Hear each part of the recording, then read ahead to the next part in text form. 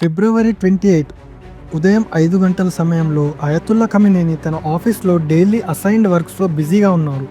అదే టైంలో US and Israel జాయింట్గా launch చేసిన మిసైల్ అటాక్స్లో ఆయన మృతి చెందారు అని రిపోర్ట్స్ వచ్చాయి. ఆ సమయంలో అతనితో పాటు ఆయన కూతురు, అల్లుడు మరియు మనవరాలు కూడా అక్కడే ఉన్నారు. అండ్ ఈ అటాక్లో వీళ్ళు కూడా చనిపోయారు.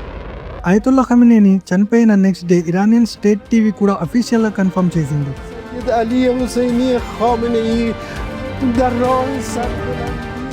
యుఎస్ ఇజ్రాయెల్ కండక్ట్ చేసిన ఈ అటాక్కి పెట్టిన పేరు operation epic fury.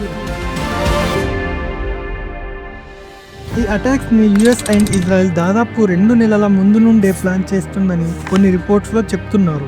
US and Israel చేసిన అటాక్స్కి కౌంటర్ అటాక్గా Israel, Bahrain, Qatar, Kuwait, UAE, Saudi Arabia, Jordan and Iraq ఈ కంట్రీస్ పై 700కు పైగా మిసైల్స్ అండ్ డ్రోన్స్తో ఇరాన్ రిటాలియేషన్ అటాక్ చేసింది. బుర్జ్ ఖలీఫా పక్కన నుండి మిసైల్స్ వెళ్తున్నట్టు ఇక్కడ విజువల్స్లో మనం క్లియర్గా చూడవచ్చు. ఇరాన్ ఈ దేశాలపై అటాక్కి కారణం ఏంటి అంటే ఈ దేశాల్లో ఉన్న యుఎస్ మిలిటరీ బేసెస్. ఇరాన్ డైరెక్ట్గా యుఎస్ఏ పై అటాక్ చేయడం కష్టం. సో ఇరాన్కి ఈ కంట్రీస్ సాఫ్ట్ టార్గెట్. అందుకే ఇరాన్ ఈ దేశాల్లో ఉన్న యుఎస్ మిలిటరీ బేసెస్ని టార్గెట్గా పెట్టుకొని అటాక్ చేసింది. అసలు ఇరాన్కి యుఎస్ మరియు ఇజ్రాయెల్తో గొడవ ఏంటి? 1988 నుండి 2026 వరకు almost 36-37 years Ayatollah Khamenei Iranian supreme లీడర్గా ఉన్నారు. ఆయన లీడర్షిప్లో ఇరాన్ చైనా హెల్ప్ తీసుకొని న్యూక్లియర్ ప్రోగ్రామ్ని చాలా ఫాస్ట్గా డెవలప్ చేసింది. ఇరాన్ దగ్గర న్యూక్లియర్ వెపన్స్ కెపాబిలిటీ పెరుగుతుంది అని యుఎస్ మరియు ఇజ్రాయెల్ ఆరోపించాయి. దాన్ని ఆపడానికే ఈ స్ట్రైక్స్ అని US former president Donald Trump స్టేట్మెంట్స్లో కూడా చెప్పారు. Destroy 25 miles, but much.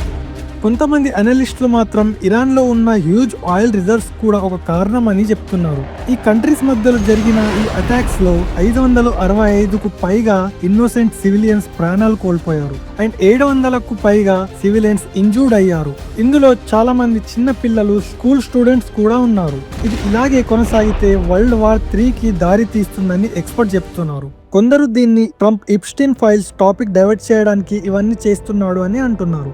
కానీ ఏది ఏమైనా పొలిటికల్ బెనిఫిట్స్ కోసం జరిగే ఈ అటాక్స్ లో ఇన్నోసెంట్ సివిలియన్సే బలి అవుతున్నారు. గల్ఫ్ దేశాల్లో లక్షలాది ఇండియన్ వర్క్ చేస్తున్నారు. రేపు ఇంకో అటాక్ జరిగితే డేంజర్ లో పడేది మన ఇండియన్స్ కూడా అవ్వచ్చు. అందుకే పౌరుల ప్రాణాలను బలి తీసుకునే ఇలాంటి దాడులను మనం ఖచ్చితంగా వ్యతిరేకించాలి.